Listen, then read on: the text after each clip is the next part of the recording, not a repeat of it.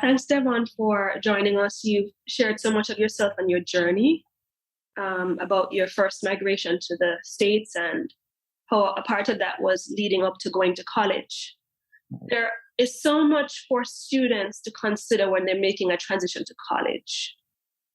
What are some of the things that you learned along the way that you might want to pass on to individuals who are at that point in their journey?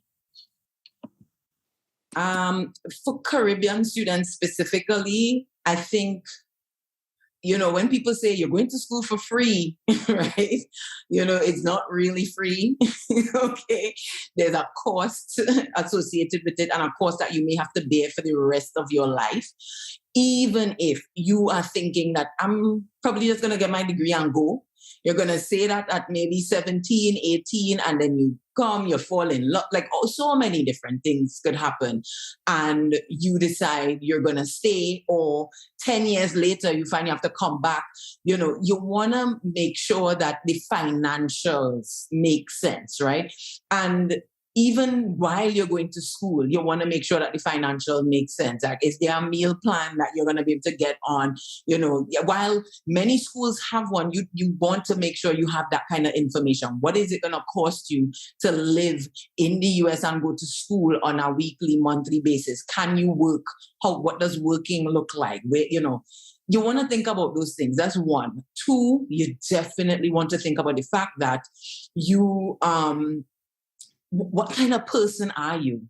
Like, and I think for me, that's probably the worst part of all of this, which is we're telling 16-year-olds, 17-year-olds, somebody whose prefrontal cortex has not yet made the development strides that it needs to make, to hold on to in our case, Wesleyan was about $35,000, $40,000 when we were winning $40,000 a year times 4, $160,000 investment. Like, would you give a 17-year-old a $160,000 car? Probably not, right? So you want to kind of think about and really get help and get as much input as possible about if I'm the kind of person who likes being around different races, different different attitudes, different thought processes. You may not enjoy Howard, right? You may not enjoy a HBCU.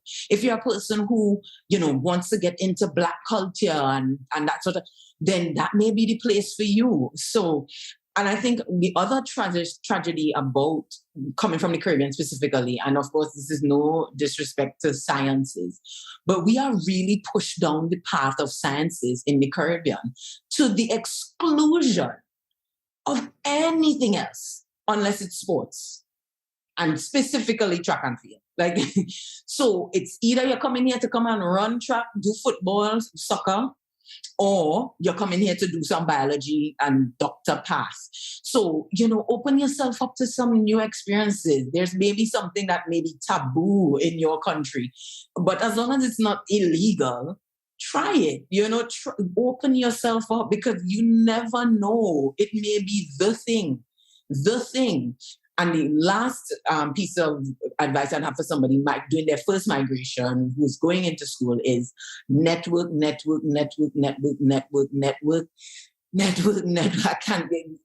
cannot say it enough. Do you know that I have known Flavia for over 2 decades? Could you imagine? This is somebody I've known for 2 decades. So you have to see how this is a game and how many people I can meet in 4 years' time. And because Flavia and I went to school with Lin-Manuel Miranda. That's the guy who is doing Encanto and all these amazing things. I was in plays with Lin. You just don't know who is the person who's going to just be, who's the person who's going to say, see me one day, I'm going to make films, I'm going to make Broadway plays, I'm going to do, the person who is saying those things and they actually do it, right? They actually do the thing. You have no idea who is going to be the one. So in as much as possible, network and meet as many people as possible, because it is the thing. It's the number one thing. It's the number one reason you're going to university, to open up your network, because it's hard for us to open up our network when we live on islands of 60,000, 1 million, 2 million, whatever number. We wouldn't meet the number and the varied personalities that we'd meet in the Caribbean as you would meet here. So take advantage of it. Please don't just find other Caribbean people and hold on to them and say, don't want to meet anybody new. That's not going to serve you. Definitely not going to serve you. But yeah, those are my three biggest. Know the money and network, and, you know, make the best decision based on your personality and what you think you'd like. I love that so much. And I do want to echo a few of the points. I think one of my biggest regrets from college is that I played the safe game in terms of my academics. So I came in knowing that I would excel in the sciences, and I decided to do biology because I wanted to be safe and I wanted to ensure that I'd get good grades. And when I left, I said to myself, I think I started to grow into my third and fourth years and explore a little bit more. But there's so much that you can learn if you take history classes, writing classes, theatrical, classes that are focused on theater and production. There's just so much and you might find a new passion for yourself, a new thing that you might want to explore. The other thing is that in my educational journey, what I've learned is that it's not just about the academics. It's about who it is that you surround yourself with and how it is that you learn from them.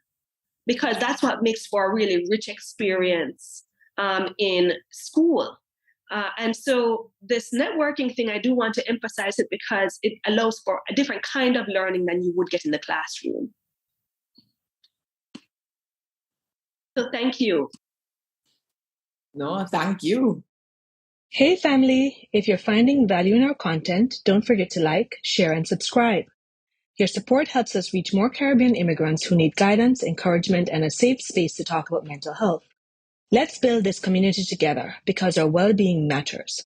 Hit that subscribe button and turn on notifications so you never miss an update. One love.